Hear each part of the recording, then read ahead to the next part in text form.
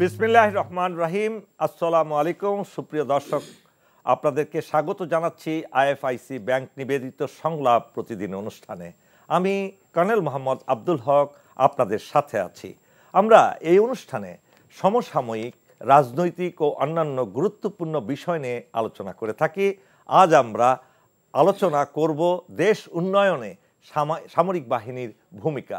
এ বিষয়ে আলোচনার জন্য আজকে আমরা আমন্ত্রণ জানিয়েছি বাংলাদেশ সেনাবাহিনীর চৌকস একজন অফিসার, যিনি কোর অফ ইঞ্জিনিয়ার্সে দীর্ঘদিন চাকরি করেছেন, বাংলাদেশের বিভিন্ন বড় বড় জাতীয় উন্নয়ন প্রজেক্টে কাজ করেছেন, কাজের অভিজ্ঞতা আছেন। তিনি প্রজেক্ট ডিরেক্টর ছিলেন বিভিন্ন প্রজেক্টে, এমনকি পদ্মা ব্রিজের যে রেলওয়ে ব্রিজ হয়েছে সেটারও তিনি ছিলেন প্রজেক্ট ডিরেক্টর এবং সমন্বয়ক। আমরা আজকে এই বিশেষ অতিথি হলেন আমাদের major general FM Zahid Hossain engineer. Major general Zahid, আপনাকে এই সংলাপ প্রতিদিন অনুষ্ঠানে স্বাগতম। আমরা আপনাকে পেয়ে আমরা সত্যি আজকে আনন্দিত। ধন্যবাদ। আজকে আপনি জানেন যে বাংলাদেশ, বিশেষ করে সামরিক বাহিনী, এই দেশটা বিশেষ করে সেনাবাহিনীর নেতৃত্বে মুক্তিযুদ্ধের মাধ্যমে এই দেশটি স্বাধীন হয়েছে। স্বাধীনতার পর যদিও তৎকালীন সেনাবাহিনীকে স্তব্ধ করে দেওয়ার জন্য, সেনাবাহিনীকে নিষ্কর্ম অকর্মণ্য করার জন্য নানা ধরনের ষড়যন্ত্র প্রতিবেশী দেশের সাথে তৎকালীন সরকার করেছে এবং পাশাপাশি একটা রক্ষী বাহিনীও গঠন করেছিল সামরিক বাহিনীকে ম্রিয়মাণ করে দেওয়ার জন্য। কিন্তু সামরিক বাহিনী কখনো বসে ছিল না। এই দেশ স্বাধীনতার পাশাপাশি এই দেশটাকে একটা উন্নয়নের বিশেষ স্থানে নিয়ে যাওয়ার জন্য কিন্তু সামরিক বাহিনী তথা সেনাবাহিনী সব সময় চেষ্টা করে যাচ্ছে এবং করে গিয়েছে। আপনিও এই কাজের সাথে ওতপ্রোতভাবে জড়িত, সম্পৃক্ত। আপনি দেশের বড় বড় যে মেগা প্রজেক্টগুলোতে সাথে আপনার অভিজ্ঞতা আছে। একই সাথে আপনি MISTতেও বিশেষ ভূমিকা পালন করেছেন, MISTর প্রতিষ্ঠা লগ্ন থেকে। এই সব মিলে আজকে আমরা আপনার কাছে জানতে চাব, বর্তমান প্রেক্ষাপটে আমরা এই সামরিক বাহিনী দিয়ে দেশের উন্নয়নে একটা বিশাল ভূমিকা কিভাবে রাখতে পারি। প্রথমে তো এই কথা দিয়ে আমরা শুরু করি, সাবসিকুয়েন্টলি আমরা একটার পর একটা আসবো ইনশাআল্লাহ আপনার কাছে। বলুন প্লিজ। ধন্যবাদ কর্নেল হক স্যার। শুরুতে আমি আপনাকে ধন্যবাদ জানাচ্ছি এবং NTVর যারা স্টাফ আছেন আমাকে আমন্ত্রণ জানানোর জন্য বিশেষ অনুষ্ঠানে। স্যার, আপনি জাস্ট বিগত কয়েকদিন আগে রাওয়ার চেয়ারম্যান হয়েছেন, আপনাকে মোবারকবাদ। আর আপনার যে স্যার বেসিক্যালি আপনার সাথে আমার যে অনেক দিনের সম্পৃক্ততা, অনেক দিনের সম্পর্ক, সেই 1986 সালে যখন আপনি পার্বত্য চট্টগ্রামে দীঘলছড়ি ক্যাম্পে ছিলেন, আমি তখন সেকেন্ড লেফটেন্যান্ট। আপনি আমাকে সেখানে আতিথেয়তা করেছিলেন। আমিও ওই ক্যাম্পে প্রায় 3-4 মাস ছিলাম। সে অনেক দিনের কথা। তো শুরুতে স্যার আপনাকে অসংখ্য ধন্যবাদ। আপনি আমার একজন শ্রদ্ধাভাজন এবং অত্যন্ত সম্মানিত একজন আমার সিনিয়র ছিলেন আর্মিতে। জাস্ট আপনি আমার 2 বছরের সিনিয়র, 2-2.5 বছরের। শুরুতে আমি বাংলাদেশের স্বাধীনতা সম্পর্কে কিছু বলি স্যার। যে বাংলাদেশের যে আসল যে স্বাধীন হলাম আমরা, কিভাবে হলাম স্যার, সেখানে সেনাবাহিনীর ভূমিকা কতটুকু ছিল। নাম্বার 1, সেখান থেকে আমাদের আসলে সেই ইতিহাসটা টানতে হবে। আমাদের 7 জন বীরশ্রেষ্ঠ, আমাদের অনেক সেনাবাহিনীর সৈনিক ছিল, অনেক শহীদ হয়েছে আমাদের, এর সাথে আমাদের জনসাধারণও সম্পৃক্ত ছিল। সো সেনাবাহিনীর ভূমিকা কিন্তু সেখান থেকেই শুরু। এবং তার পরবর্তীতে বিভিন্ন সময় পার্বত্য চট্টগ্রাম, দেশের বিভিন্ন রকমের উন্নয়ন, দেশের বিভিন্ন রকমের সেনাবাহিনীকে বিভিন্ন সময় অনেক ধরনের কাজ, বিশেষ কাজ দেওয়া হয়েছে, সেগুলো কিন্তু উন্নয়নের ভিতরে পড়ে। এবং পরবর্তীতে কিছুদিন আগে যখন অগাস্টে যে ঘটনাটা ঘটে গেল, এখানে সেনাবাহিনীর একটা সুন্দর একটা আমি বলবো একটা বিশাল একটা ভূমিকা ছিল স্যার। সেনাবাহিনী was the last resort of the country. আমরা অবসরপ্রাপ্তরাও এখানে বিশাল ভূমিকা রেখেছেন। আপনি ইউ আর এট দি ফোরফ্রন্ট। আমরা যারা পিছনে ছিলাম আমরাও আল্লাহ তাআলার কাছে দোয়া করেছি, আল্লাহ আমাদেরকে আপনি একটা পথ দেখান। সেই ক্ষেত্রে আপনার অনেক অবদান আছে স্যার। সো স্বাধীনতা যুদ্ধ থেকে শুরু করে স্যার পার্বত্য চট্টগ্রামে আমরা যখন অপারেশন করতাম, সেখানেও সেনাবাহিনীর বিশাল একটা ভূমিকা ছিল। পরবর্তী দেশ উন্নয়নে, অবকাঠামো উন্নয়নে, দেশের শিক্ষা ব্যবস্থা উন্নয়নে, দেশের গ্রামগঞ্জে যে আমরা স্যার বিভিন্ন রকমের প্রজেক্ট করতাম, আবাসন, আশ্রয়ন, সেখানে কিন্তু স্যার সেনাবাহিনী সম্পৃক্ত ছিল। এবং সামরিক বাহিনী পর্যন্ত আবাসন আশ্রয়নে সেনাবাহিনীর ভূমিকা ছিল, ততদিন এটা ভালোভাবে চলেছে স্যার। কিন্তু পরবর্তীতে আমরা দেখেছি ভেঙে পড়ছে। প্রশাসন দিয়ে যা করানো হয়েছিল, উপজেলা জেলা প্রশাসন, তারা অর্ধেক টাকা লুট করে খেত, অর্ধেক কাজ করত, এটাও দেখেছি। এবং বাহিনীকে কিভাবে আমরা সম্পৃক্ত করব সেটার ব্যাপারে স্যার অনেক ধরনের থিওলজি আছে, অনেক ধরনের ব্যুরোক্রেটিক ইয়ে আছে স্যার, যেটা সেনাবাহিনীকে সবসময় তারা ইউজ করতে চায় না। তো আমি স্যার আমি কারেকশন দিতে চাই, আমি আসলে পদ্মা ব্রিজ প্রজেক্ট এটা সিকিউরিটি কনসালটেন্ট ছিলাম। আমি 3 বছর জেনারেল হওয়ার পরে তো সেখানে আসলে বড় আমাদের যে সিকিউরিটি সাইডটা দেখতাম, আর পদ্মা রেল প্রজেক্টের প্রধান সমন্বয়ক ছিলাম। প্রায় 3 বছর ছিলাম এখানে, আমি 11% থেকে 75% পর্যন্ত শেষ করে আসছি। এটা বিশাল একটা মেগা প্রজেক্ট স্যার বাংলাদেশে। তাছাড়া ভাঙ্গা যে রাস্তাটা জোরাইন যাত্রাবাড়ি থেকে ভাঙ্গা রাস্তা 55 কিলোমিটার, এটা আমি 2 বছর ছিলাম, এটা শেষ করেছি স্যার। এটা বাংলাদেশের একটা স্পেশাল এক্সপ্রেসওয়ে, যেখানে এই বাংলাদেশে এরকম রাস্তা গত শুক্রবারে আমি ওটা দিয়ে গিয়েছিলেন। হ্যাঁ, তারপরে স্যার আপনার 300 ফিট রাস্তা, যেটা সেখানে আমি প্রায় 2 বছর কাজ করেছি। সেরকম অনেক বিশাল বড় বড় প্রজেক্টের সাথে আমি সম্পৃক্ত ছিলাম। তো সেখানে আমি বাংলাদেশের যে অবকাঠামো উন্নয়ন, তার সাথে যে যারা সম্পৃক্ত তাদের সাথে আমার ইন্টারাকশন করার অনেক সুযোগ হয়েছে, অনেক এক্সপিরিয়েন্স আছে। তো সেখানে আমি মনে করি বাংলাদেশের সব কিছুতে, নট অনলি ইনফ্রাস্ট্রাকচার, সব কিছুতে সেনাবাহিনী ভূমিকা রাখতে পারে এবং করে আসছে। এক্সেলেন্ট। আমরা স্পেসিফিক্যালি কিছু জিনিস আমরা, যেটা আমার মনে হয় এই জাতিকে, এই জাতির উন্নয়নে আমাদের যে সিভিল প্রশাসন যেটা আছে, এদের তো ঐতিহাসিক দুর্বলতা একটা আছেই, আমলাতন্ত্রের দুর্বলতা। কেননা they do not like to leave the comfort zone.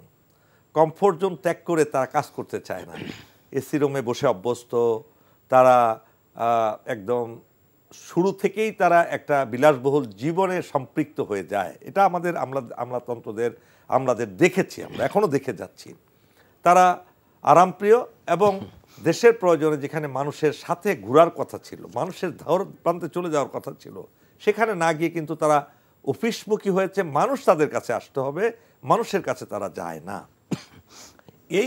এটাকে আমরা হঠাৎ করে ওভারকাম করতে পারবো না। কিন্তু আমাদের সামরিক বাহিনীর যেটা প্রধান দায়িত্ব হলো দেশের স্বাধীনতা, সার্বভৌমত্ব রক্ষা করা, তাই না? এর পাশাপাশি আমাদের তো সাইকেল থাকে, বছরে 4টা সাইকেলে ভাগ করি আমরা। একটা সাইকেলে প্রশিক্ষণ করি, একটা সাইকেলে অ্যাডমিনিস্ট্রেশনে থাকি কোম্পানিগুলো, আরেকটা সাইকেলে অপারেশন করি, আরেকটা সাইকেলে ছুটি থাকি। এই ধরনের আমরা সাইকেল হয়। আমরা কি এমন একটা সাইকেল তৈরি করতে পারি না যে বাংলাদেশের প্রতিটি সৈনিক, প্রতিটি জন অফিসার দেশের উন্নয়নে অবদান রাখতে পারে? এই সম্পর্কে আপনার একজন decision, you had been also decision maker, আপনার কি অভিমত? স্যার আমি মনে করি এ ধরনের একটা আপনার যে প্রস্তাবনা খুবই ভালো, কিন্তু তার আগে দরকার আমাদের নিজেদের প্রশিক্ষণ। এই জন্য নিজেদের প্রশিক্ষণ দরকার যে আমাদের অফিসার্স এবং আমাদের যে সৈনিক যারা আছে, আমাদের জেসিওস, আদার র্যাঙ্কস, এদেরকে আসলে ন্যাশনাল ডেভেলপমেন্ট বা আমাদের বিভিন্ন রকমের গ্রাম অথবা আমাদের বিভিন্ন যে ইনস্টিটিউশনগুলো আছে, আমাদের উপজেলা, এই যে প্রশাসনিক ব্যবস্থাপনা, সেটার সাথে আমাদের তাদেরকে সম্পৃক্ত করার আগে তাদেরকে সেই ব্যাপারে প্রশিক্ষিত করা প্রয়োজন। This is number 1। আর সবাই যেহেতু আমরা গ্রাম থেকে এসেছি স্যার, সো এটা আমাদের জন্য আসলে খুব কঠিন একটা কিছু না। আর দ্বিতীয়ত স্যার আমাদের যে ব্যুরোক্রেটিক বা আমলাতান্ত্রিক যে সমস্যাগুলো, সেগুলো আমাদের নিরীহ সরল সৈনিক এবং অফিসাররা তারা ওখানে গেলে আমি মনে করি প্রশিক্ষণ ছাড়া তারা গেলে অনেক ধরনের সমস্যা তারা পড়বে। সো 1 নম্বর রিকোয়ারমেন্ট হচ্ছে প্রশিক্ষণ। আর দ্বিতীয়ত অনেকের হয়তো ধারণা আছে যে সেনাবাহিনীর অফিসার্স এবং সৈনিক তারা শিক্ষিত না, আসলে সেটা ঠিক না, জানে না, আসলে তারা জানে না। আমি নিজেই sir university of British Columbia থেকে পিএইচডি করেছি, বিগত প্রায় 7-8 বছর আমার সময় লেগেছে, যেহেতু আমি একটা বিশেষ দায়িত্বে ছিলাম। এবং আমাদের সেনাবাহিনীর স্যার সেনাপ্রধান থেকে শুরু করে প্রত্যেকটা অফিসার তাদের বিভিন্ন সময় তারা কিন্তু নিজেদের পড়াশোনা চালিয়ে যাচ্ছে, এবং সামরিক বাহিনীতে থাকার জন্য কিন্তু তারা যে পড়াশোনা করে সেটা একটা বিশাল তাদের একটা ইনস্টিটিউশনাল তারা একটা পায়, প্রশিক্ষণ পায়। তো এর বাইরেও তারা কিন্তু সিভিলে পড়াশোনা করে। সেই ক্ষেত্রে আমাদের যারা সৈনিক এবং যারা জেসিওস আছে তারা অনেকে এখন ইন্টারমিডিয়েট পাস করে যায়, তাদেরকে একটা প্রশিক্ষণ দেওয়া দরকার। তারপরে আমাদের সিস্টেম সম্বন্ধে তাদেরকে জানাতে হবে। তারপরে স্যার আমি মনে করি আপনি যেটা বলেছেন, প্রতি 4 সাইকেলের ভিতরে 1 সাইকেলে তাদের civil military interaction, civil military ইন্টারাকশনের উপরে তাদের যদি কোনো ধরনের প্রজেক্ট দেওয়া হয় বা কোনো ধরনের টাস্কিং করা হয় যে আপনারা এই এলাকায় উইন্টার কালেক্টিভ ট্রেনিং যেন আমরা করি প্রতি বছরে শেষের দিকে করি, সেটার আলোকে যদি স্যার আমরা একটা সাইকেলে তাদেরকে মাঠে ঘাটে পাঠাই, সেখানে বিভিন্ন রকমের যদি স্যার সামাজিক কাজ কর্মকাণ্ডে তারা জড়িত হয়, উন্নয়নমূলক কাজে জড়িত হয়, তাহলে আমাদের সাথে এই সিভিল মিলিটারি যেটা ইন্টারাকশনও ভালো হবে এবং সেখানে আমাদের তাদের সাথে পরিচিত হতে পারবো আমরা, তারা আমাদের জানবে, আমরাও তাদেরকে জানবো। আদারওয়াইজ আমাদের তো স্যার আমাদের আত্মীয়স্বজন সবাই সিভিল, তাই না? সো সেই ক্ষেত্রে সবাই, এটা কোনো একটা বিষয় না।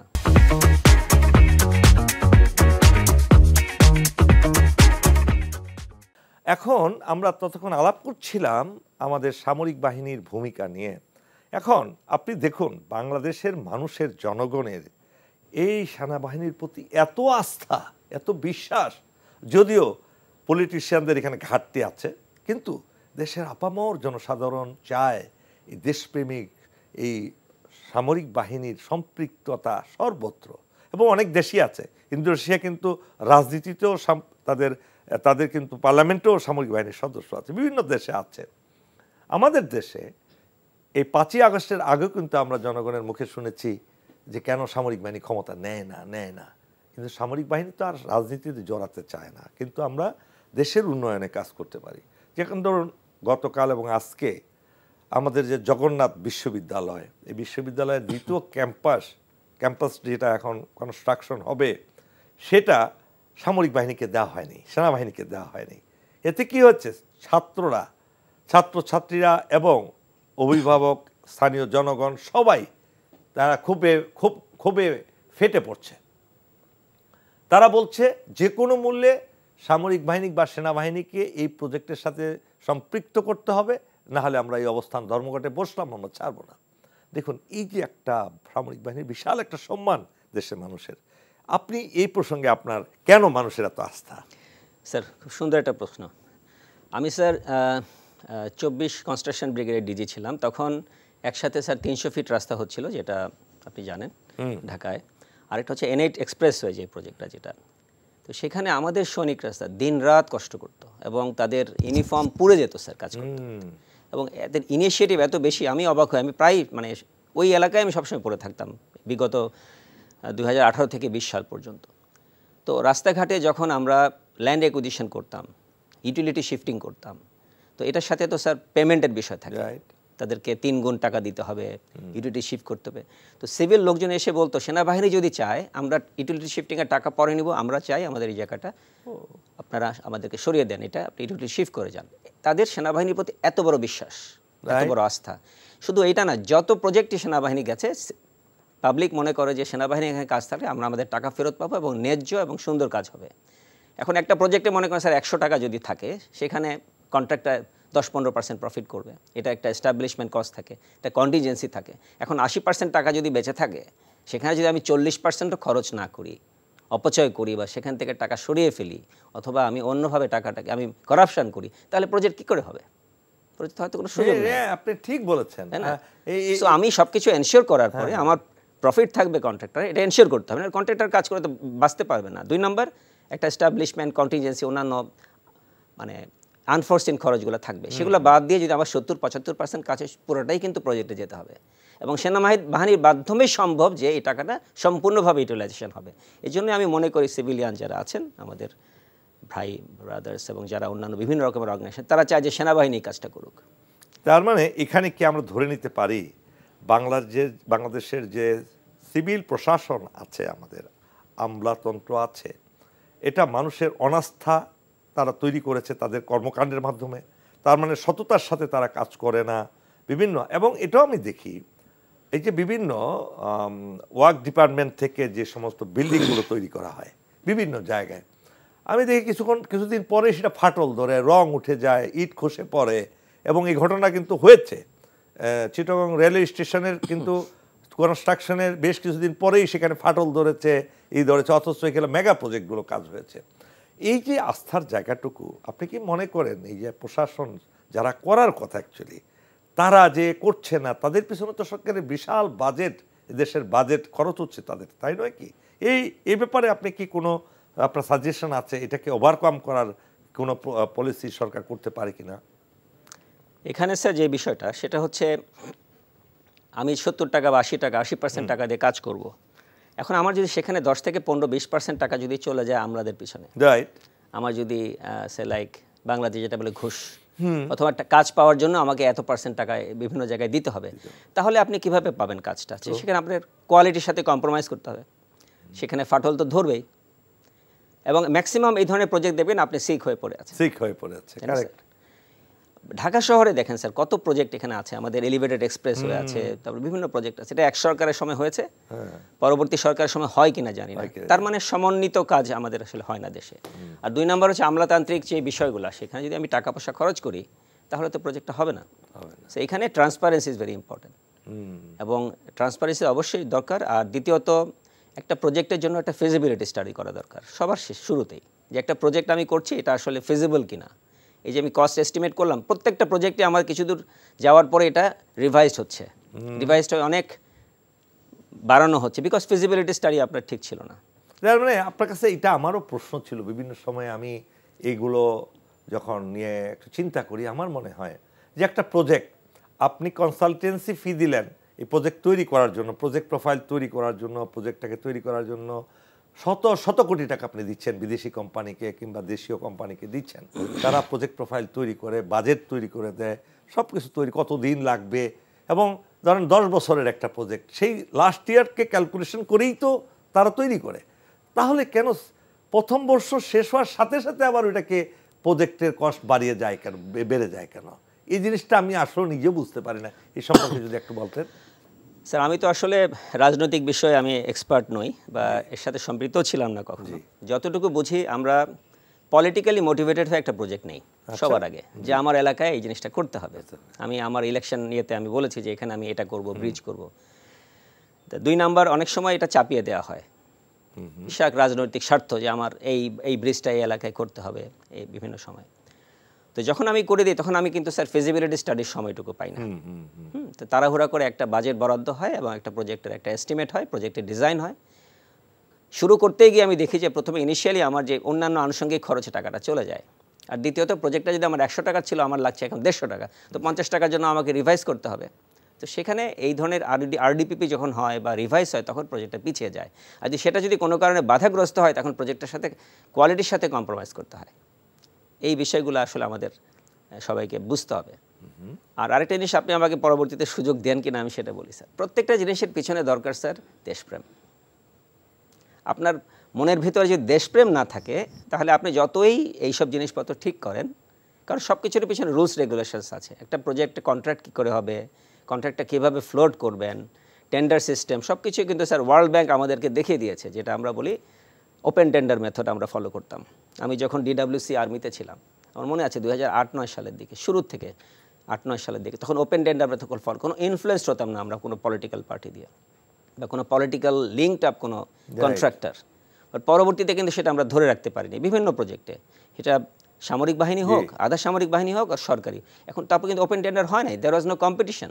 যেহেতু কম্পিটিশন হয় নাই, মানুষ পয়সা খরচ করেছে, প্রজেক্ট নিয়ে আসছে, বিভিন্ন জায়গায় টাকা দিয়েছে, পরবর্তীতে প্রজেক্টটা সিক হয়ে গেছে অথবা প্রজেক্টটা হাফ ডান হয়ে বসে আছে। আপনি বাংলাদেশে বিভিন্ন জায়গায় দেখবেন স্যার অনেক প্রজেক্ট আনফিনিশড অবস্থায় আছে। তার একটাই কারণ, নদীর অর্ধেক ব্রিজ হয়ে আছে, বাকি অর্ধেক নাই। আবার এমনও প্রজেক্ট হয়েছে খাল নাই, জমির উপর দিয়ে ব্রিজ হয়ে আছে, দুই পাশে খোলা পড়ে আছে।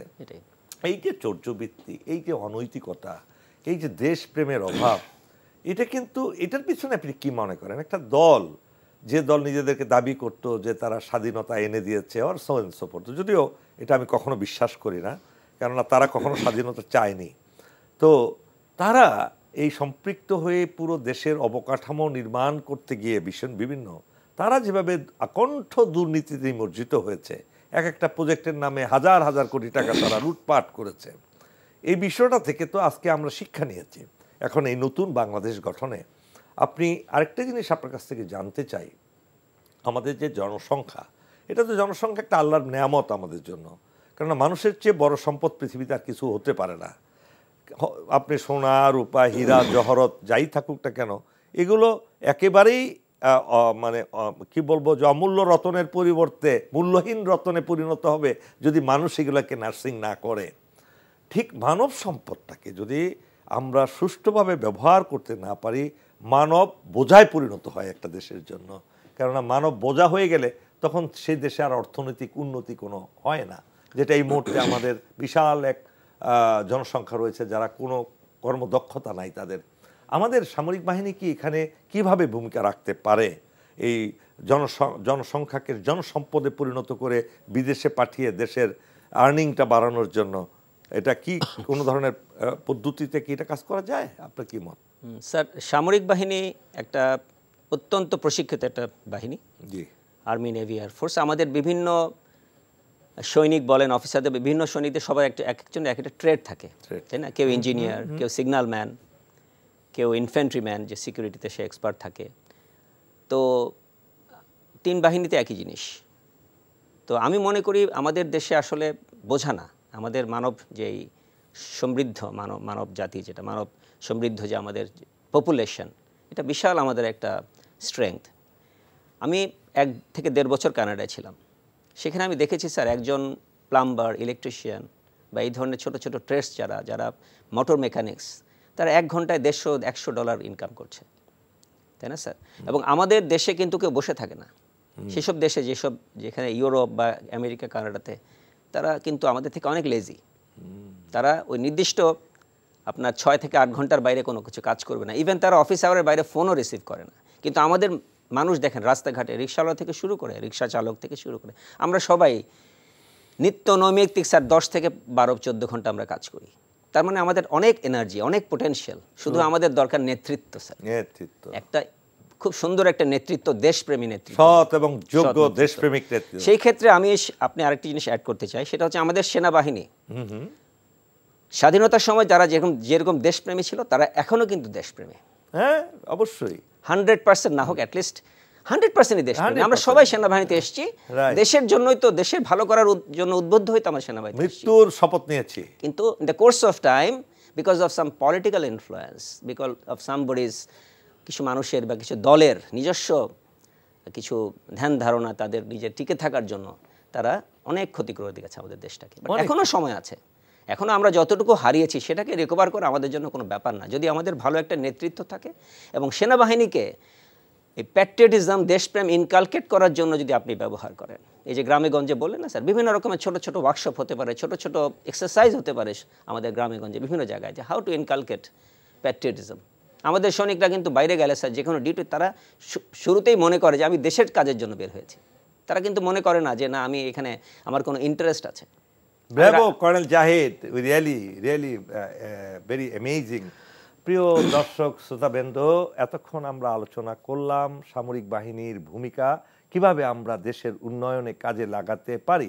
প্রিয় দর্শক শ্রোতাবৃন্দ, আমরা সবসময় এই কথা বলে থাকি, আমাদের যদি সৎ, যোগ্য, দেশপ্রেমিক নেতৃত্ব থাকে, তাহলে সেই নেতৃত্ব দিয়ে এই 18 কোটি মানব সম্পদকে আমরা এমনভাবে কাজে লাগাতে পারি যে দেশ কারো মুখাপেক্ষী হবে না, কারো দিকে তাকিয়ে থাকার প্রয়োজন নেই।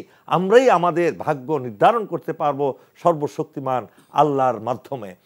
আসুন না, আমরা আমাদের নেতৃত্বকে আহ্বান জানাই, আপনারা ক্ষমতা না করে আগে নিজেদেরকে যোগ্য, সৎ, যোগ্য এবং দেশপ্রেমিক হিসাবে আপনারা গড়ে তুলতে চেষ্টা করুন এবং শপথ গ্রহণ করুন যে যোগ্য দেশপ্রেমিক ছাড়া কাউকে নির্বাচন করার সুযোগ দেবেন না। তাহলেই আমরা বাংলাদেশকে বিশ্বের একটি অন্যতম দেশে পরিণত করতে পারবো ইনশাআল্লাহ। আমাদের সাথে থাকবেন। পরবর্তী অনুষ্ঠানের জন্য আমন্ত্রণ জানিয়ে আজকে শেষ করছি। আল্লাহ হাফেজ। বাংলাদেশ জিন্দাবাদ।